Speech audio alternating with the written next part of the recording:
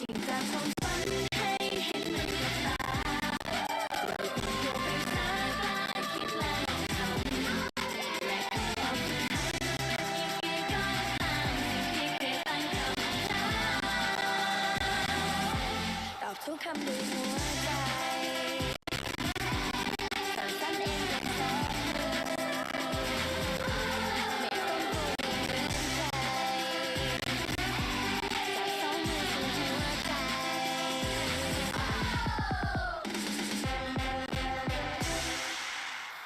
เรามีเป้าหมายเรามีความฝันเราจะก้าวไปด้วยกันนะคะ Wow, thank you for the beautiful and inspirational performance. So, brother and sister, please give them another round of applause. Next, we would like to invite a beautiful young couple from Kazakhstan, Mr. Iyas and Mrs. Izana couple. They will share us Hyojong couple testimony. Let's welcome them with warm applause.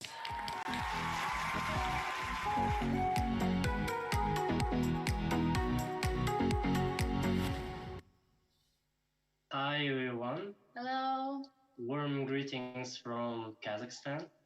Yeah, for the first time we met each other in 2015 in Russia, and we did various programs and volunteering activities and enjoy a job in Russia, Europe, Asia, and USA. Actually, when we worked together,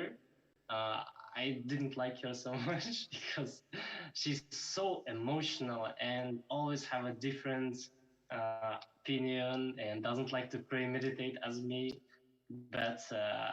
she used to be a good assistant that time. Before the matching, I always thought that I do not deserve a handsome man with a kind, loving character and dedicated heart. I believe that all my life I need to pay indemnity only for my past mistakes and sins. I prayed to God like this: Heavenly Parent, please give me the most difficult person, because I understand that I should not dream of a perfect and good man. So I completely entrusted my life, my destiny, and all my heart to heaven. I was happy to do mission by traveling all over the world and raise funds, live in a minivan, and overcome difficulties on the front line. I was absolutely sure that God would take care of everything in my life. So the day of matching comes. When I saw a picture of my future husband, Ilyas, my heart and soul were filled with warm love and embrace of the heaven. God seemed to tell me how much He loves me, how much He wishes me happiness and all the best. I was moved to tears by the heart of our Heavenly Parent. I saw even God smile. I felt a truly great love of God for me. Yeah, I had a dream that True Father blessed me and Elizana. At the time, I thought, oh, just never mind, it's just a dream, just forget, focus on mission and job. But finally, we have been matched and chosen for each other by Family Federation. And still,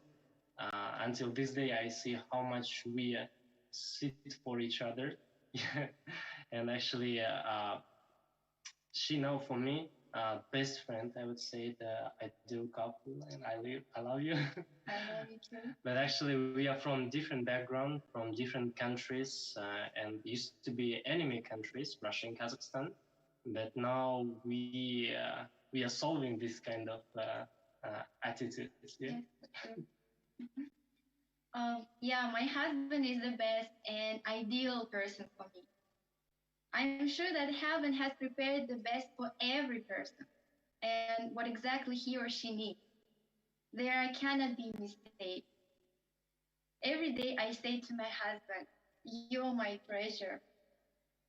Usually our fight takes no more than 5 minutes. Thanks to Ilya's excellent sense of humor, we overcome any conflict. Thank you. Thank you, Wally. Wow, thank you so much for your beautiful and heartfelt testimony again. So please give our couple with another round of applause. Wow, so beautiful, especially international couple, right? So yes, now we would like to invite our Mr. Rovitiwat Sitisa and Mrs. Edita Sitisa, couple from Thailand, for our last Hyojong testimony. Let's welcome!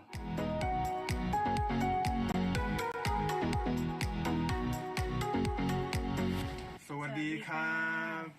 Good morning to everyone. My name is Rovitiwat Sitisa. I'm Thai. And I'm Edita from the Philippines. We got based in 1995. We have been married for 20 years. We have 3 children, 2 daughters and 1 son. Thank you so much for this opportunity. We are so humbled to offer this testimony. We hope to inspire all of you. Our couple is the same as other couples. We have lots of ups and downs, and even now there are so many challenges that both of us need to deal with and overcome. However, our relationship continues to thrive and strong because of our faith in Heavenly Parent and 2 parents that's holding us together. I think we gradually develop our love and care toward one another when we are in a difficult situation. For example, I got miscarriage 3 times before we had our first daughter. The miscarriages alone is an indescribable experience for both of us. However, it was the 4th pregnancy that made an impact and changed our attitude toward one another. We began to develop our hearts and love for one another and felt Heavenly Parents' love and embrace. The doctor told us that I got a miscarriage again. The fetus had no heartbeat and I was bleeding. We prayed and cried at night and desperately asking Heavenly Parent, why is this happening to us? Then somehow I heard a small voice inside of me telling me that no, the baby is alive. So the following day I told my husband that we go to another hospital, and the hospital told me to rest, wait, and come back in 2 weeks. For me, 2 weeks of waiting is so long, but I couldn't do anything. Those 2 weeks made us earnestly did our Jangsung, prayed and begged Heavenly Parent, and at the same time, my husband took care of me and served me well. I can feel his concern and worries. Inside of him, I know he's so worried, but he showed me only strength, faith, and comfort. I can feel his sympathy and his love. During that time, I looked at my wife. I felt that she was in a lot of pain, not only externally, but internally. She was so sad. But I could only take care of her the best that I could to comfort her. So without the love and the faith in Heavenly Parent and 2 parents, we couldn't endure difficulties. But without challenges, our love can't stand strong either. We have to recognize that part of having a successful blessing requires sacrifices. And for a husband and wife's relationship to thrive requires unconditional love, acceptance, and service. Lastly, our 2 parents is our role model. One thing we observe from them is that they always hold hands. At least we have copied one thing from them. So we also hold hands wherever we go. That's all, brothers and sisters. Thank you. Please give them another round of applause. Thank you very much for inspiring testimony. Now, let us enjoy the family performance from Hong Kong, the interview. So let's enjoy!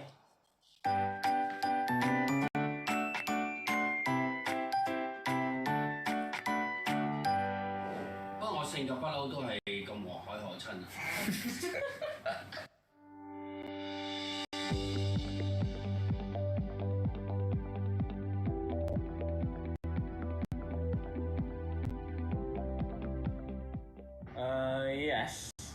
Yes. 愛啊，愛啊愛啊。有時 Of course 啦，without any doubt. Well, I didn't think so, but maybe now this few years more. My dad, as far as I know, says like every day, your mother is the most wonderful woman ever. Sometimes with a Spanish accent too. 係咯，幫對方買啊嘛，次次都係我爸爸幫我媽咪買，所以佢其實已經知道咗我媽咪係中意食啲咩嘅咯，其實。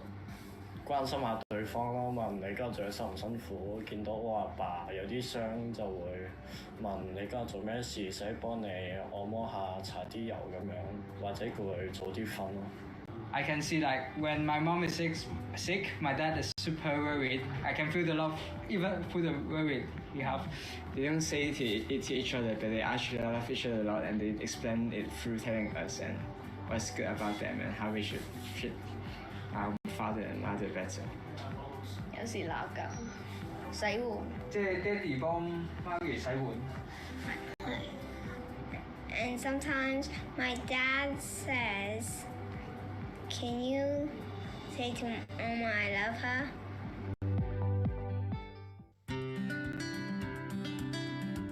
One thing my marriage taught me is I got a long way to go. I have a long way to go from being that ideal man, that perfect man that I was going to be to my wife, for my wife. It's not as easy as I thought. Actually, I think the one thing that marriage has taught me, which is kind of connected to what you're talking about, is that we kind of come to the blessing or come to marriage with this expectation of what they should be like, what a man is like, what a husband is like, and we kind of take those and put them on. But I think it's quite unfair because you really learn over time that people are who they are. And I think that the most important thing that you have to do is to accept them as they are, actually. It's not about being the perfect man. One very important thing I learned from marriage is you really have to give up yourself to find happiness together. Like, if I want everything my way, it doesn't work. I have to contribute too, and she has to contribute too. That's the thing. 我觉得要忍让跟理解吧，然后男人跟女人本来就想法不一样，再加上文化背景不一样，成长的背景不一样，所以可能很多都要去理解。如果全都是以自己的想法为中心的时候，两个人很难走到一起，很难走得很长。因为我是觉得在世俗的社会里面，不晓得怎么样，有的时候没有一个绝对的思想去教孩子。那因为有信仰嘛，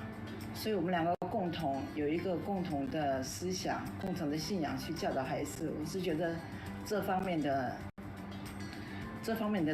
得着最大。I think through marriage we can connect to God and can receive as a love of God. Without this is difficult.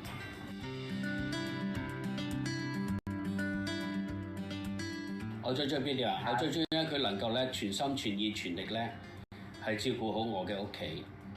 同埋愛我個屋企。He's very pure and really love God a lot. And this is a very good aspect of him. The way that she's able to be so patient with me and, giving me space to be myself even when I'm not at my best self. Yeah, very frankly speaking, I like to make love with my wife. It's the best moment. I really feel grateful. Yes.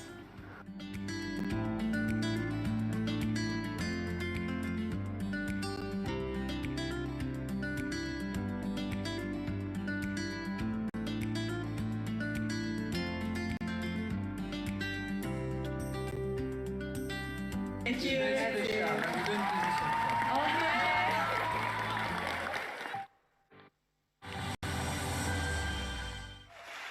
Thank you very much, our Hong Kong team.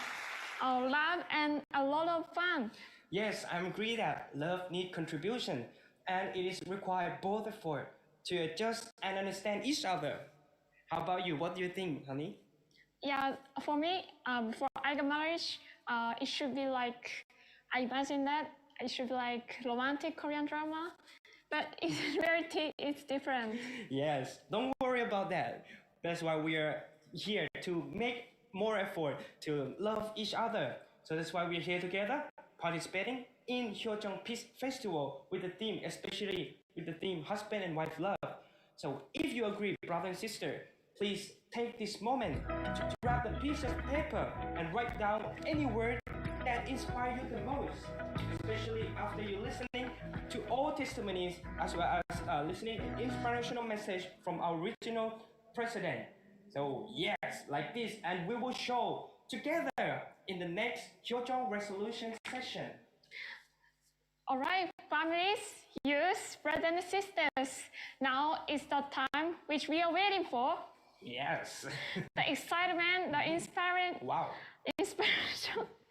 the energy, and the blessing. Yes, brother and sister, please put together all of your energy to welcome our regional president of Family Federation, World Peace and Unification, Asia Pacific One, President Damian Dunkley and Mrs. Yumiko Dunkley.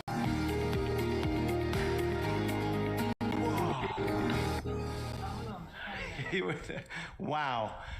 Thank you. Let us give everybody a big round of applause. Thank you for coming and welcome to the third HJ Peace Festival Asia Pacific One. Woo! Okay, so really enjoying it. I'm loving it. You enjoying it? The testimonies are beautiful. The performances are wonderful.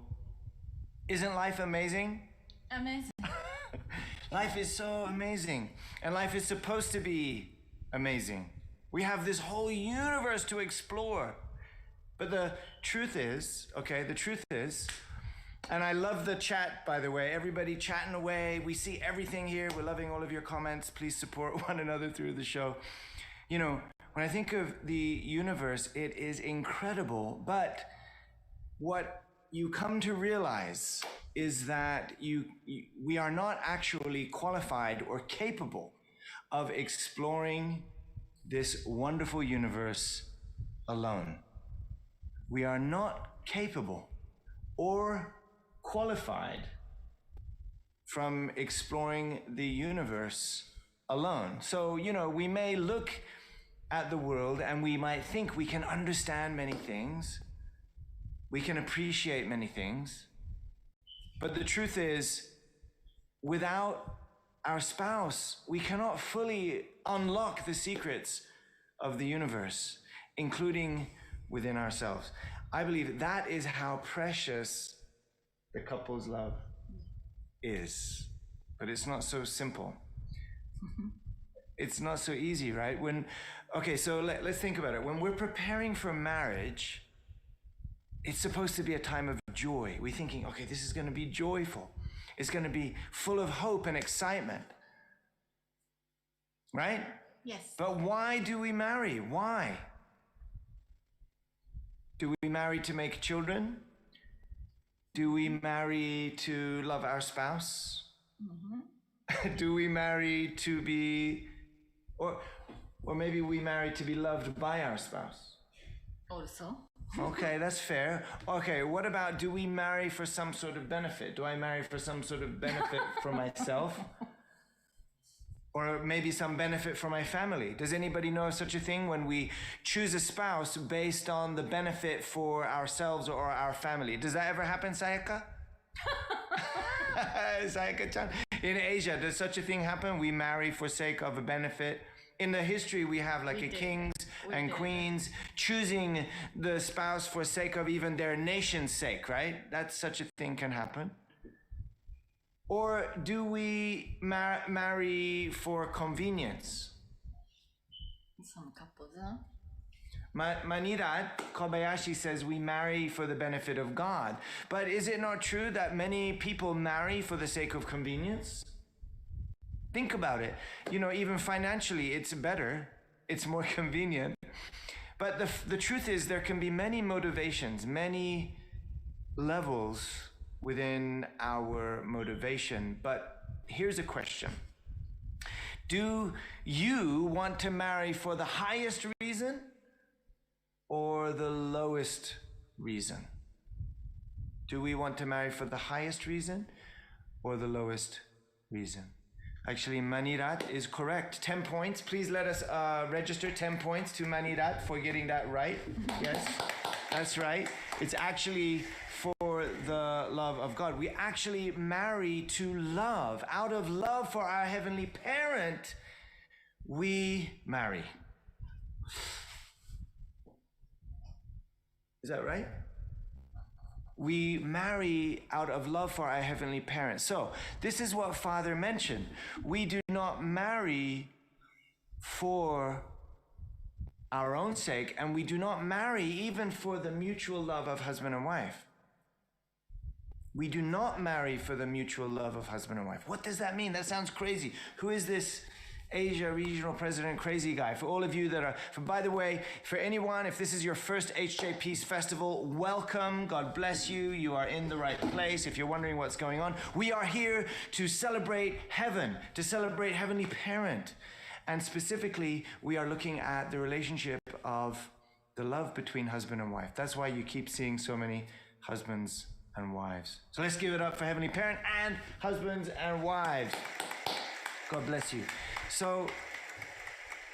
we marry to love Heavenly Parent. We do not marry to love just for the sake of our mutual love. We marry to love our Heavenly Parent, and we love Heavenly Parent. So Manirat, why do we want to love Heavenly Parent? Why should we love Heavenly Parent? By loving our Heavenly Parent, we can become one with Heavenly Parent. This is what our Father of Peace, our true Father, taught us. We marry to love Heavenly Parent, and when we do this, we become one with our Heavenly Parent. Actually, we cannot achieve the fullness of Heavenly Parent's love without marriage. So here I am off by my own. Maybe I'm so great. Maybe I'm really cool. Maybe I'm capable of doing many things. Look how fast I can run, sister. Look how far I can jump, sister. But until we marry, until we commit my life, my eternal future, right? Yeah. With one sister, my wife, God's daughter, Heavenly Parent's daughter. Actually, through that experience is where I am going to also perfect myself. So, we cannot achieve the fullness of Heavenly Parent's love without this. We cannot attain our own perfection without marriage. That's right. That's why we heard just now in one of our testimonies that, I think I can do everything, or I think I can make harmony by my wife agreeing with me, everything, but that's impossible. Or if my wife can can you make a perfect couple? If I agree with everything, just centering on your thinking? You want to try? I think she wants that way, right? She wants me to try that way, because I think for 6,000 years, biblical years anyway, I think hundreds of thousands of years, brothers, let's be honest, we're expecting our wives, our sisters, to completely submit to everything that we think our way. Is that right, brothers? Come on, let us be honest. Come on, give the sisters some love in the chat box. Please make your confession, brothers. Yes, that's right. Our fathers, our ancestors, really expecting all of the adaptation and flexibility to come from the wife's side, right? Tang Kim Suri says yes. So all the men throughout history, I'm sorry, those of you that passed into the spirit world, you know what I'm talking about. But actually, we are now living in the time of our true parents, in the time of our true mother. How's that? That's right. See, actually, the truth is,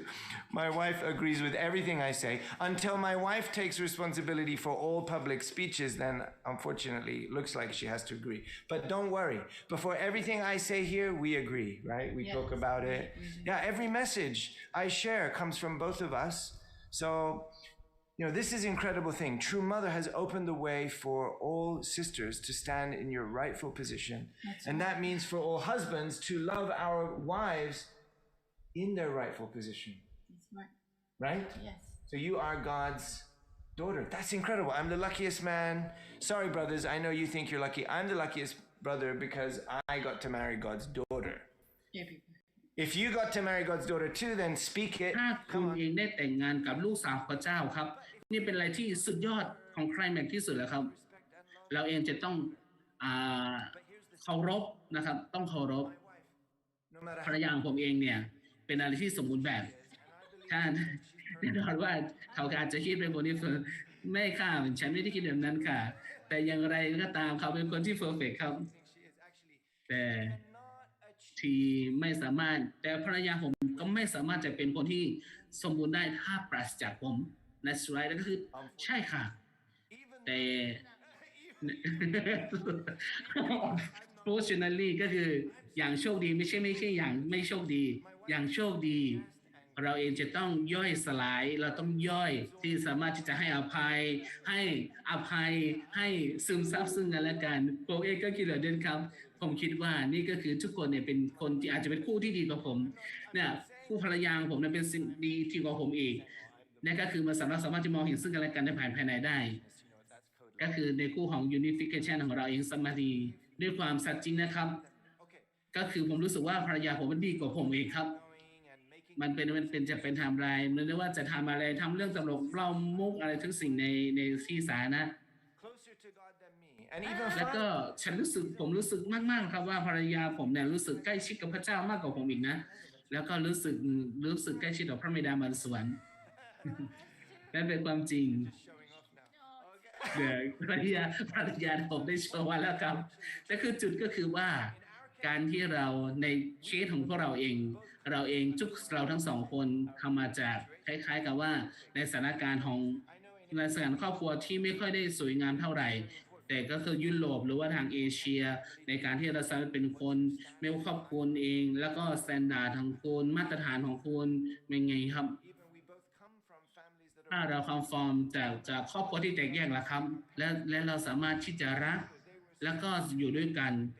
แล้วก็มาสามารถจะมีการที่จะอยู่ร่วมกันเรารู้ทั้งสองคนว่าเป็นครอบครัวสำหรับไอเดียสำหรับความการที่จะทำให้มันสมบูรณ์มันก็ไม่ได้ง่ายนะครับมันจะทำให้การแต่งงานรู้สึกว่ายากขึ้นใช่ไหมครับถ้าเราเป็นอย่างนั้นแต่การที่เราแต่งงานแต่ผมเชื่อว่า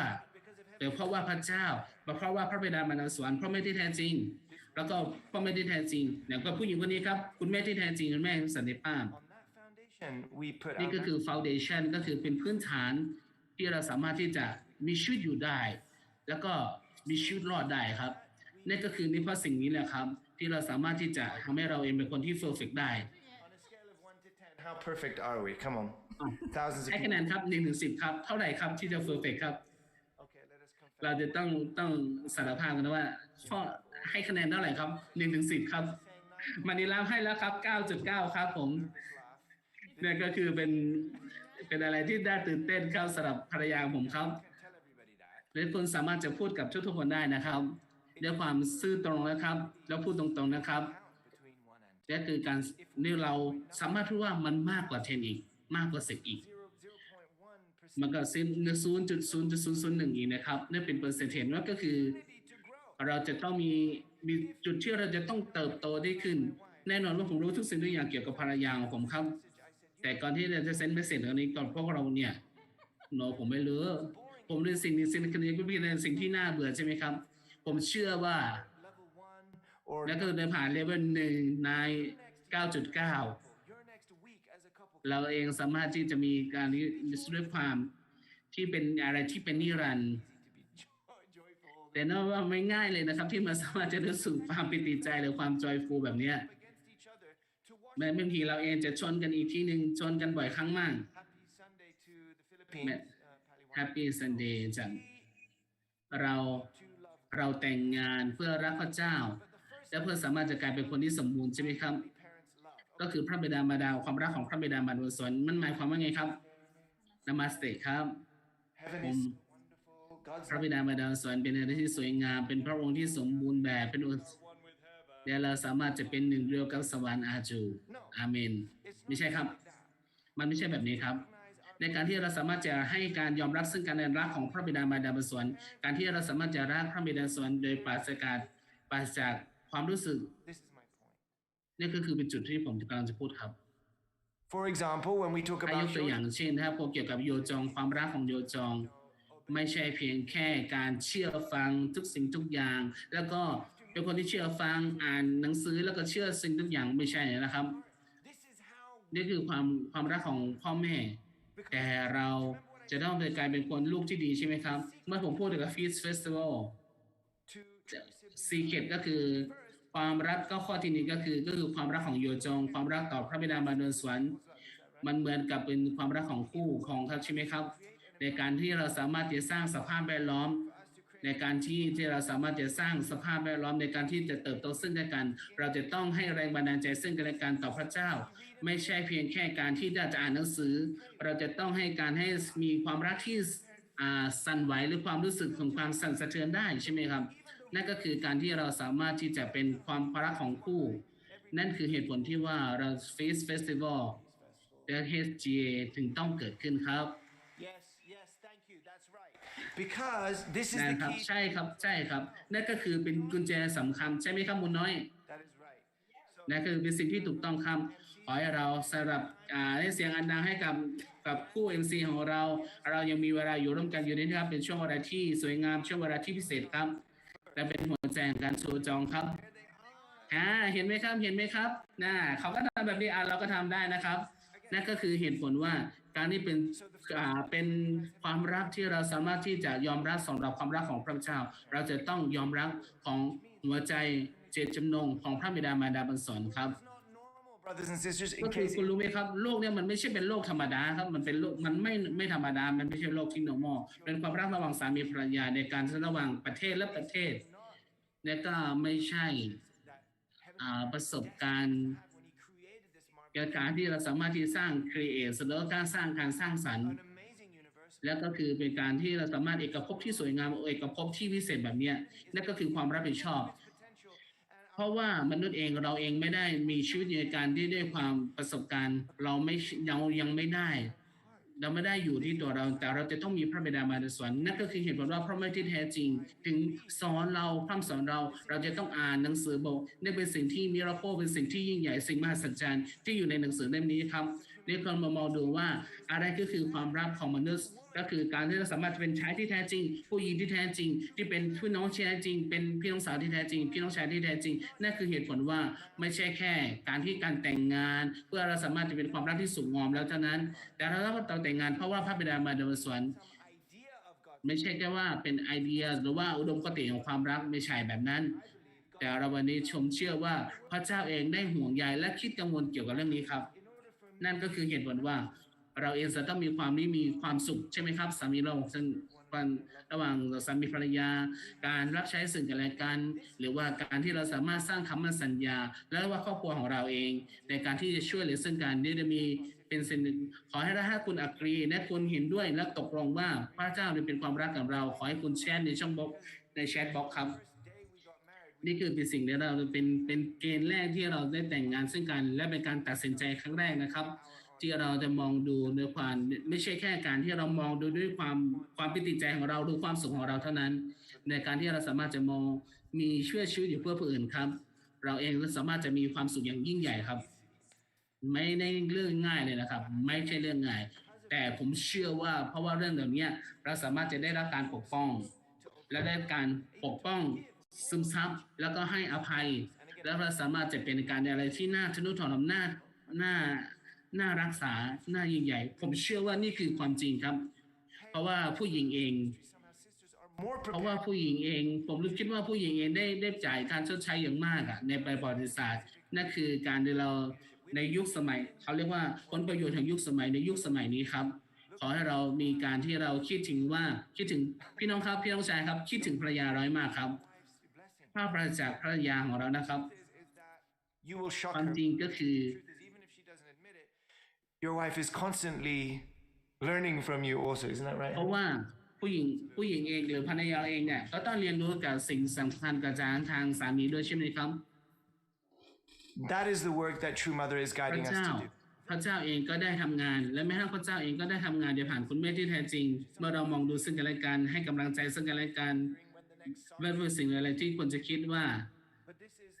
is the point. นี่คือเป็นจุดนะครับผม So Manira says, I love Mrs. Yumiko. She's so loving and heartwarming. You should see when she comes. ก็มานิรัตน์บอกว่ารู้สึกแล้วหรือว่าแม้ว่าภรรยาผมจะเหมือนเป็นผู้หญิงมองโกเลีย She looks Mongolian. แต่เธอลูกไร้เหมือนกับคนบนมองโกเลีย แต่เธอรักเกาหลีมากรักคนเกาหลีมาก นี่คือความซื่อตรงนะครับ ก็คือการที่ความจริงใจและความจริงใจและความซินเซียนะครับ คุณยูมิโกเอง Believe me, I can tell you from เป็นคนที่ความซื่อตรงและก็จริงใจกับพวกคุณครับมานิรัตน์ประธานแล้วก็เป็นคนที่ถ่อมตัว ผมคิดว่าผมไม่ได้เป็นคนที่ถ่อมตัวนะครับ คุณโซลดก็เหมือนกันครับคุณโซลดก็ไลค์คุณโซลดก็ชอบคุณมียูมิโกะครับ คุณถ้าคุณรักภรรยาผมครับเมสเสจมาครับ แน่นอนว่าคุณเองสามารถจะให้แรงบันดาลใจตลอดเวลาครับ I wanted to give one example because we ผมจะ raised ยกตัวอย่างเช่นในการที่เราสามารถที่จะมีความสัมพันธ์ เราแต่งงานเพื่อพระเจ้าเพื่อพระแม่ที่แท้จริง และเราสามารถที่จะยกระดับแล้วก็ยกซึ่งกันและกันได้ ด้วยการเชื่อกันเองเราสามารถที่จะยกระดับซึ่งกันและกันยกระดับของสามีและภรรยาร่วมกันครับ Okay, what did you learn from you? แล้วคุณเรียนรู้อะไรครับ เหมือนกับพี่น้องชายแน่นอนว่าผู้หญิงกับผู้ชายแตกต่างกันในการที่จะแก้ไขปัญหา มันเป็นอะไรที่ยากลำบาก เพราะว่าเหมือนกับอีกด้านหนึ่งในฐานะที่เป็นคู่ เรามีพื้นฐานในการที่จะแก้ไขปัญหาในปัญหาของเราเองด้วยพระเจ้า ก็คือมันมีกับทั้งสองอย่างนะครับสองอย่างนั่นค่ะนั่นก็คือเป็นสิ่งและถ้าเราเองเรามาด้วยความรวมเป็นหนึ่งซึ่งกันและกันเราสามารถจะมีความเข้าใจประสบการณ์ของพวกเราก็คือโดยผ่านพระแม่ที่แท้จริงโดยผ่านแผนการที่ชงเพียงและการที่ผู้นำของเราเองทุกสิ่งทุกอย่างที่เรามีศูนย์กลางอยู่ที่พระเจ้าที่พระแม่ที่แท้จริงเราสามารถที่จะให้อภัยและทุกสิ่งทุกอย่างผมเชื่อว่ามันสามารถที่จะแก้ไขปัญหาได้ครับนั่นก็คือเป็นสิ่งที่เราอธิษฐาน have a Christian upbringing ถ้าทุกคนเองมีปัญหาเหมือนกับเป็นพระพุทธเจ้า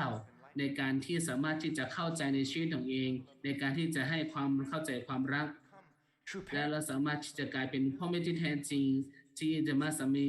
ความสามารถที่จะพูดสำหรับความจริงและสามารถที่จะซึมซับและสามารถที่จะสร้างเงื่อนไขชีวิตเราเองก็จะเปลี่ยนนี่ก็คือเป็นครอบครัวแรกที่เราสามารถที่จะพูดครับผมเองได้เรียนรู้หลายสิ่งหลายอย่างจากภรรยาของผมครับโดยผ่านแม้ทั้งมีเมสเสจอะไรที่สวยงามมากที่มาจากภรรยาของผมเองครับในฐานะผมเองก็เรียนรู้หลายสิ่งหลายอย่างจากของผู้หญิงหรือว่าภรรยาก็คือโดยเฉพาะภรรยาของผมครับเพราะว่าเธอเองเป็นลูกสาวของพระเจ้าไงครับผมโดยผ่านเธอแล้วเนี่ยมาตั้งแต่6,000 ปี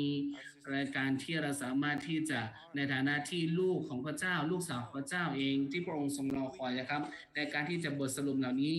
เราโชคดีมากที่ได้รับพรได้รับแต่งงานได้รับพรจากการแต่งงานจากพ่อแม่ที่แท้จริงพ่อแม่ที่แท้จริงรักเราอย่างมากครับแล้วก็คุณแม่เองต้องการที่จะทุกคนอยู่ในฐานะที่เป็นคู่กันครับและผมสามารถพูดได้ว่ามันจะไม่มีเงามันจะไม่มีความยากลำบากไม่ว่าอย่างไรที่ผมจะต้องเปลี่ยนตัวเองแต่คนนี้ครับยูมิไว้นี่คือเป็นอีกโลกอีกไซส์หนึ่งนี่ก็คือเป็นคนที่ดีที่สุดที่อยู่เคียงข้างผมนี่ก็คือเป็นร่างกายที่ดีที่สุดนี่คือเป็นของขวัญจากพระเจ้าผมรู้สึกว่าสามารถที่จะอยู่อีกข้างหนึ่งของจักรวาลหรือว่าอีกไซส์หนึ่งYeah, I was introduced to the other side. สามารถที่จะมีอีกไซส์หนึ่งอีกด้านหนึ่ง เพื่อสามารถที่จะเข้าใจโลกนี้ครับนี่ก็คือผมครับผมเองที่จะคิดปริ้งแล้วก็สามารถที่จะมีความรักแล้วผมไม่ได้คาดหวังว่าผมไม่รู้ว่าจะมองเห็นอะไรแต่สิ่งหนึ่งก็คือก็คือคนคือภรรยาผมอ่ะเป็นคนที่ดีที่สุดกับผมครับผมนี่คือความรักครับและเราสามารถที่จะสารภาพต่อพระเจ้าต่อพระแม่ที่แท้จริงครับสารภาพมาเลยครับแต่ผมเชื่อว่าเราสามารถที่จะเอาชนะเหนือความยากลำบากความท้าทายด้วยสิ่งเหล่านี้ความภรรยาผมเองมันสามารถที่จะพยายามผมเองและเราสามารถที่จะระเบิดเถิงระเบิดออกมาความรักอย่างด้วยผ่านการที่เราอยู่กับภรรยาของเราสามีของเราครับและเราสามารถจะมีเวลาด้วยกันครับเราอยู่ด้วยกัน23ปีก็คือเรา18ครั้งครับ18ครั้งที่ต้องย้ายบ้านเนี่ยเราอยู่ด้วยกัน23ปีแต่ก็18ครั้งที่ต้องย้ายบ้าน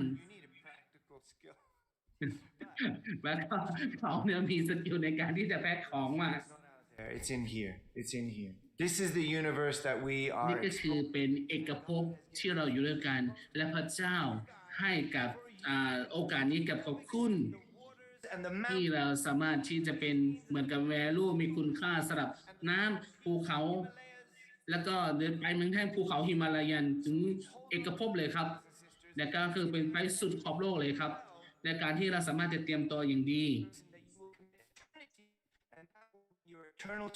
through the universe of God's joy และ and ก็คือ love เป็นเหมือนกับเอกภพความรักเพื่อเราสามารถจะมีความรู้สึกปิติใจมีความสุขซึ่งกันและกันขอให้เราอยู่ร่วมกันไม่ว่าอย่างไรจะท้าทายอย่างไรก็ตามท้าทายความยากลำบากก็ตามขอให้เราอยู่ร่วมกันครับเรียกความรักครับเดี๋ยวมีครับนี่ก็คือความศรัทธาคุณถูกต้องนี่เป็นเวลาที่เราจะต้อง นี่เป็นเวลาที่เราจะต้องเสร็จแล้วครับขอให้เราตบมือด้วยคู่ของเราด้วยเสียงอันดังครับให้กับคู่ฟังของเราครับ Thank you so much ขอบคุณครับขอบคุณสำหรับคุณ President ครับนั่นเป็นอะไรที่เมสเสจที่ยิ่งใหญ่แล้วก็ขอบคุณจริงจังด้วยที่ในเวลาครับพี่น้องครับขอให้เราด้วยประมือด้วยเสียงอันดังให้กับ President ในเมียนของคุณยูมิโกะอีกครั้งหนึ่งครับเป็นอะไรที่พิเศษมากเลยใช่ไหมครับในเวลานี้ขอให้เรามีความสุขสำหรับโพจองเลิฟสตอรี่ร่วมกับวิดีโอสั้นๆวิดีโอสั้นของเราครับเลอรักเป็นอะไรที่พิเศษครับความรักนั้นยิ่งใหญ่เสมอครับ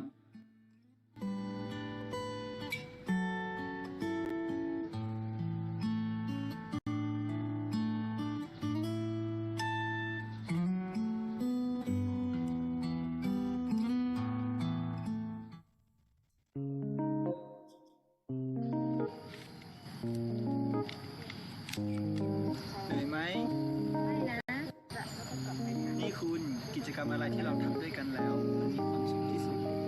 นี่ไงการที่ฉันได้วิ่งและมีคืนข้างๆแค่นี้ฉันก็มีความสุขแล้วแล้วคุณล่ะ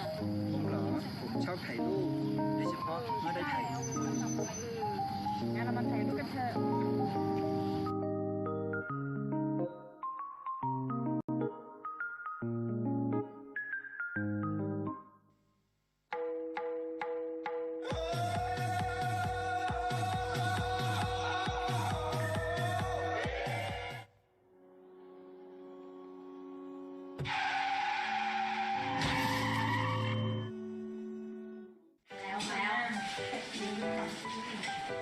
เป็นยังไงบ้างโอเคไหมโอเคนะขนมนะครับขอบคุณค่ะตามสบายเลยนะครับขอบคุณค่ะเป็นยังไงบ้างโอเคไหมโอเคนะแต่ว่าก็อย่างที่พวกเธอเห็นนั่นแหละฉันจะถามพวกเธอว่าฉันจะเดินได้ไหมได้สิจะอดทนนะจะเข้มแข็งจะเชื่อว่าฉันกลับมาเดินได้ดีแล้วแหละใช่เราก็เป็นกำลังใจให้จะเป็นคนเข้มแข็งนะพวกเราจะผ่านไปได้แล้วก็เชื่อว่าเราจะผ่านไปด้วยกันยังไงแกก็มีพวกเราแหละนะใช่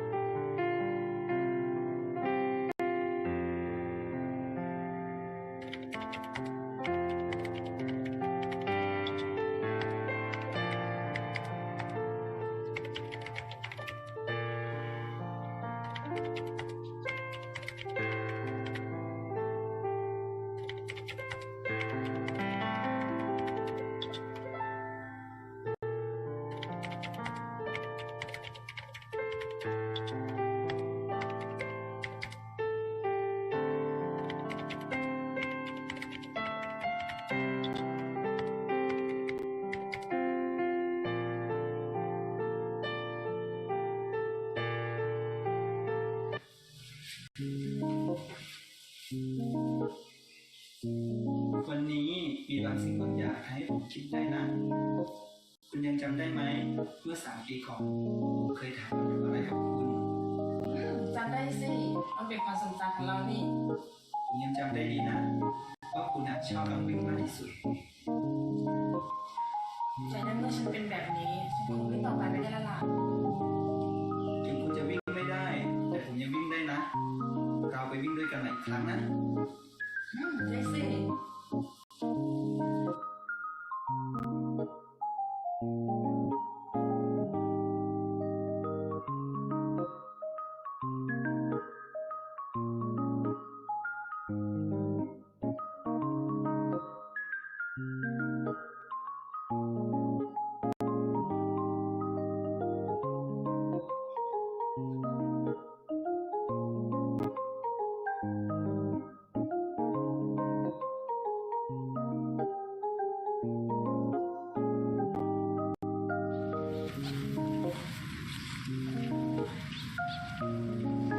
คุณมีความสุขไหม มีความสุขสิ ผมขอโทษนะ ที่ผ่านมาผมไม่เข้าใจคุณ ฉันก็ต้องขอโทษคุณเหมือนกัน ที่ฉันสนใจแต่ปัญหาตัวเองลืมมองความรู้สึกของคุณ จากนี้ไปเราจะวิ่งไปด้วยกันนะ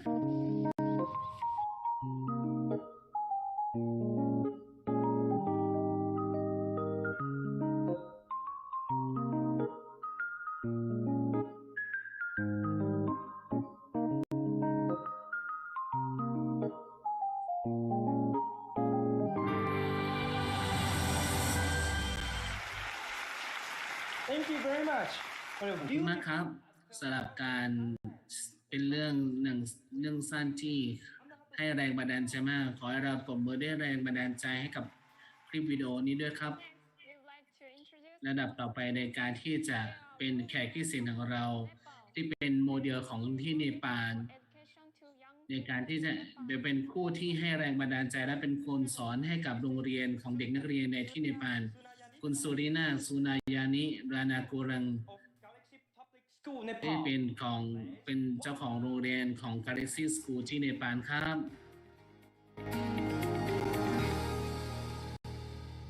My name is Surina Sunaini Guru ดิฉันชื่อสุริกานาสุริยาเนการิดิฉันชื่อดิเพดามะ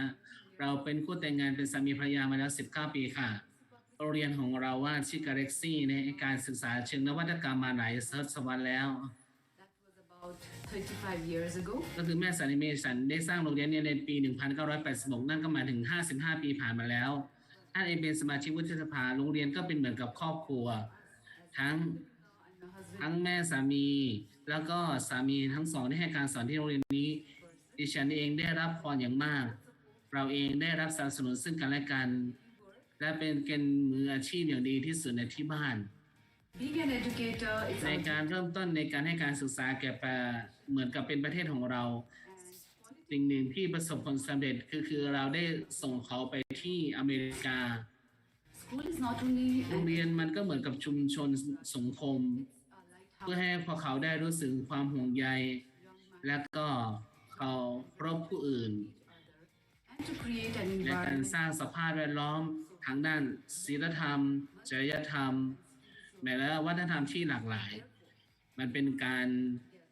เราร่วมทำงานร่วมกัน เพื่อให้เป็นชั่วอายุคนและสร้างชั่วอายุคนที่ดี เพื่อสร้างหมู่บ้านที่ดีบนโลกนี้ค่ะ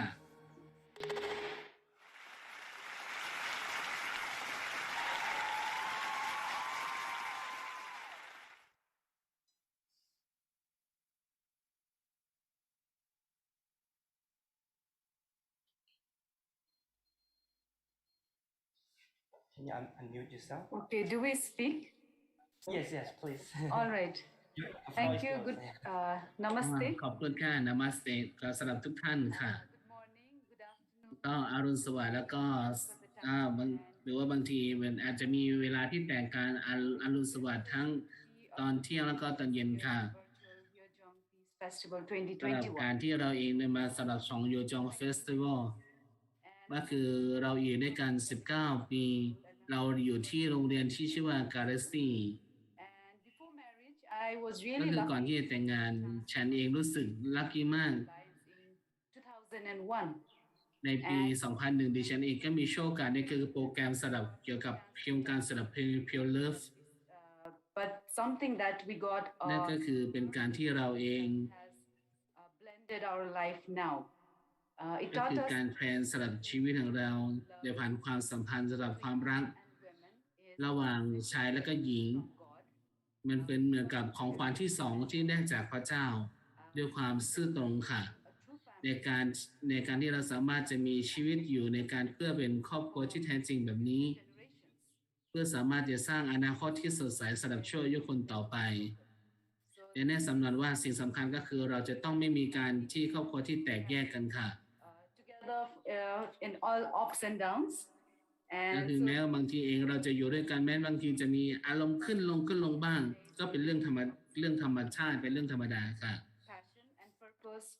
แม้ถ้าว่ามันเองสามารถจะมีเหมือนกับว่าอารมณ์ที่ร้อนอารมณ์แห่งความลุ่มลึกหรืออะไรแบบนี้มันก็จะเป็นอะไรที่คาดค้นกันไปและเราเองก็สามารถก็มีลูก2 คนก็คือมีลูกชายอายุ15ลูกสาวอายุ9 ปีและฉันเองก็เราเองได้มีโอกาสไม่ได้ที่มาที่ประเทศไทยได้มาที่ประเทศไทยด้วยค่ะในการประชุมที่เราสามารถจะมีความจริงใจซึ่งกันแม้ทั้งโดยการพระบิดามารดาสอนนั่นคือการที่เราได้เรียนรู้ซึ่งกันและก็สามารถที่จะเชื่อและเราสามารถที่จะนำชีวิตของเราด้วยความมั่นใจด้วยความวิชั่นด้วยความมั่นใจแม้ทั้งมันเหมือนกับเป็นเหมือนการให้บริการการดูแลทางด้านสุขภาพทางจิตใจและก็ร่างกายด้วยค่ะเราเองมาแน่นอนว่าเราเองสามารถจะมีความท้าทายยากลำบากแต่เราเองได้เกิดมาในการที่จะเอาชนะเหนือความยากลำบากโดยเฉพาะอย่างยิ่งการแพร่ระบาดของโควิด -19 ใช่ไหมคะมันเป็นอะไรที่มีแพลตฟอร์มในการที่เราสามารถที่จะเราได้สร้างสำหรับแพลตฟอร์มนี้ที่เนปาลแล้วก็คือมันเป็นวิธีการที่เราจะต้องให้การศึกษาแบบใหม่ของที่เนปาลโดยการใช้แพลตฟอร์มตอนแรกเองเราไม่รู้ว่าเราจะเริ่มต้นยังไงแล้วก็มันเป็นอะไรที่ยากแม้ต้องทำงานข้ามวันข้ามคืนด้วยในการด้วยกันโดยผ่านมือกับมือร่วมกันประสานมือร่วมกันแล้วก็ทำงานร่วมกันแต่เราสามารถสร้างโอกาสนี้และเป็นโปรเจกต์ที่ประสบผลสำเร็จในการทำงานร่วมกันค่ะในการสร้างแพลตฟอร์มในการสอนออนไลน์ให้กับทางเด็กนักเรียนของเราค่ะและมันสามารถจะเป็นคุณค่าของ value และเรื่องสมการที่มีการระหว่างสามีภรรยาโดยผ่านญาติพี่น้องโดยผ่านพี่น้องแล้วก็ผ่านความรักของสามีภรรยาเมื่อเรามีครอบครัวที่แข็งแรงครอบครัวที่เข้มแข็งเราสามารถที่จะสร้างชุมชนที่เข้มแข็งด้วยเช่นกันค่ะนั่นคือดังนั้นเองก่อนที่เราได้รับพรก่อนที่เรารับพรแล้วก็ก่อนที่เราจะได้รับพรนะก่อนที่เรารู้จักของพ่อแม่ที่แท้จริงเราเองได้เป็นคู่ที่ได้รับพรค่ะและนี่คือเป็นสิ่งที่เราได้เรียนรู้จากคุณพ่อแม่ที่แท้จริงด้วยเช่นกันค่ะเราดีใจที่เราได้เป็นคู่ที่ได้รับพรค่ะขอบคุณสำหรับคุณสุริยานาสำหรับคุณราเมศสำหรับคู่ที่สวยงามครับขอบคุณอีกครั้งหนึ่งขอให้เราได้ปรบมืออันดังครับผมให้กับคุณสุรินากับคุณดีเพนครับ Now is the time ในเว for ลานี้เป็นเวลาสำหรับโยจง restoration ครับแรงบันดาลใจที่พี่น้องได้เขียนไว้นะครับ As I mentioned before, now is the time to show your words, the words of determination or resolution that you want to give to your family or your spouse. So yes, you can show and put it คุณสามารถที่จะโชว์ได้ครับโชว์ให้กับคู่ครองคุณโชว์ให้กับพี่น้องดูได้ครับ resolution ไว้ก็ได้อันนี้ครับ In this time of pandemic, it might be in a difficult situation, but let these words heal and encourage one another. ก็คือเป็นเวลานี้เป็นช่วงเวลาที่เราสามารถจะให้แรงบันดาลใจซึ่งกันและกันนะครับว้าวเห็นแล้วครับเลิฟยูรักคุณทุกคนนะครับคนแล้วก็คิดถึงคุณครับใช่ครับ Yeah, we love you too. Yes. รักคุณครับรักคุณเช่นกันครับ See ถึงแม้ว่ามันจะเป็นการแพร่ระบาดของวิกฤตการณ์ของโควิด -19 แต่เราเองก็สามารถที่จะให้แรงบันดาลใจและเห็นซึ่งกันและกันครับโดยผ่านหัวใจของเราขอบคุณทุกคนครับสำหรับจูจงสำหรับ resolution ครับก่อนที่เราจะไปสำหรับการแสดงต่อไป เรามีการ announcement ที่พิเศษให้กับพวกคุณครับ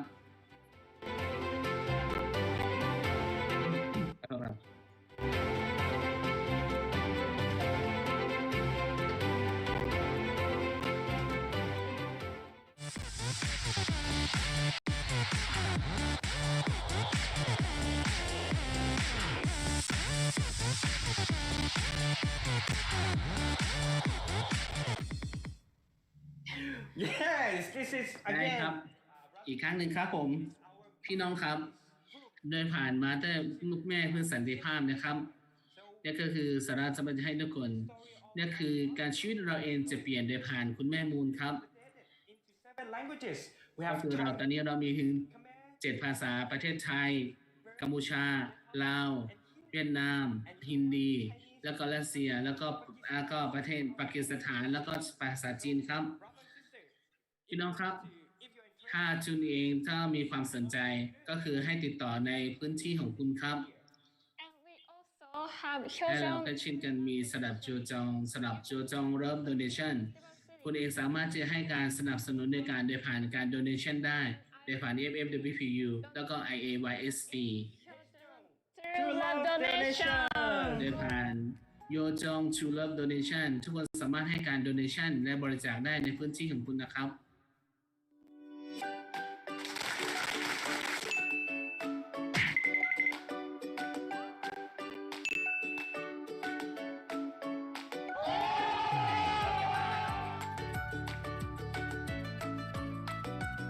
Recording stopped.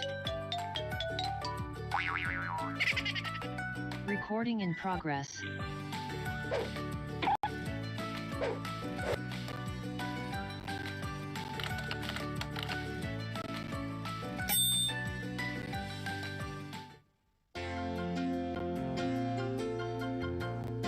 พี่น้องสามารถบริจาคได้โดยผ่านเบอร์บัญชีเขานี้ได้นะครับ เป็นโยจอง donation นะครับ หรือว่าจะใช้ PayPal บริจาคได้โดยตรงก็ได้ แล้วเบอร์บัญชีครับ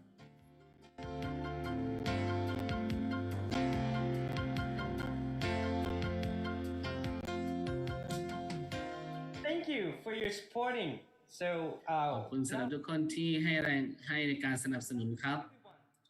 if you want to know more in ถ้าทุก detail, คนเองอยากจะรู้ถึงดีเทลมองก็คือติดต่อทางผู้นำของคุณ แล้วก็การอินไว้ด้วยกันครับ พี่น้องครับ เวลานี้เป็นเวลาที่จะสำหรับการแสดงครั้งสุดท้ายครับ brother, sister, คุณ and ไม่สามารถที่จะนั่งดูครับ ขอให้ทุกคนสามารถที่ยืนขึ้นครับ เต้นด้วยได้กันนะครับผมด้วยผ่าน tradition from the Mongolia นะครับ พี่น้องครับ ขอให้คุณมีความสุขครับสำหรับการแดนของมองโกเลีย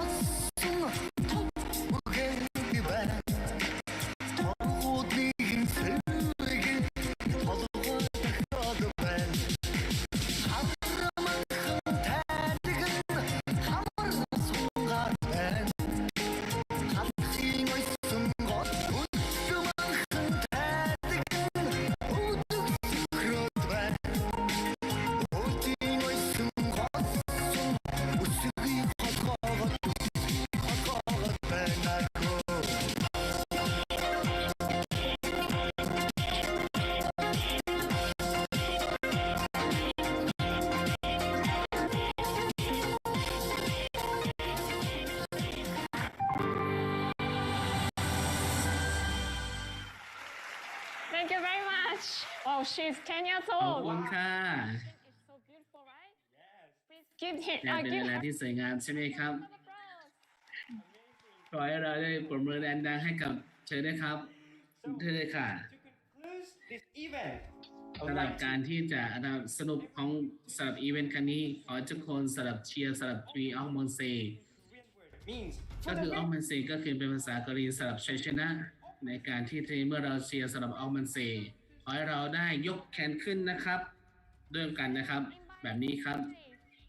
ขอให้เราเรียนเชิญศูนย์ Ringo Family Jasabam Family family. Family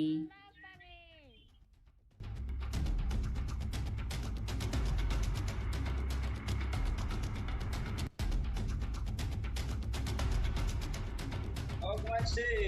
กมันเซ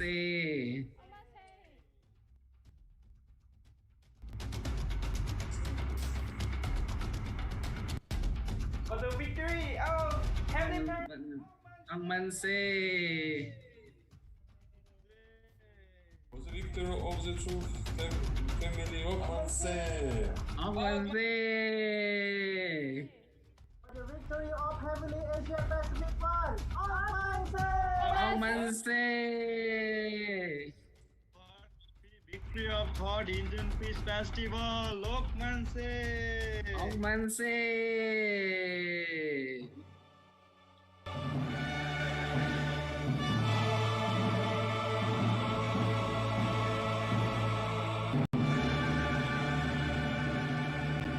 Thank you for our representative ขอบคุณ family. ค่ะ ขอบคุณมากสำหรับสีครอบครัวสำหรับเชียร์ออกมันเซพี่น้องครับ นี่เป็นเวลาที่เราสามารถที่จะถ่ายรูปร่วมกันครับ ขอทุกคนเปิดกล้องครับ ขอทุกคนเปิดกล้องแล้วก็ยิ้มร่วมกัน Our team will go through page by page and capture this moment together. So yeah, if you're together with a couple, you can do couple pose together. Yeah. ขอให้เรานะครับถ่ายรูปด้วยกันนะครับผม Nice, beautiful, good. Let's take our time. เป็นเวลาที่เป็นเวลา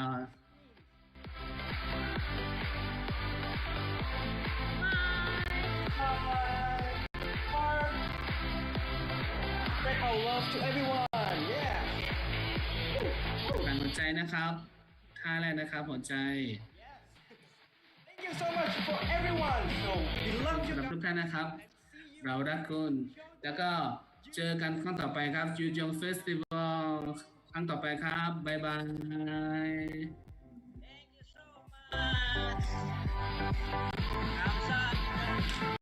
ขอบคุณมากครับพี่น้องครับ เจอกันครั้งต่อไปนะครับ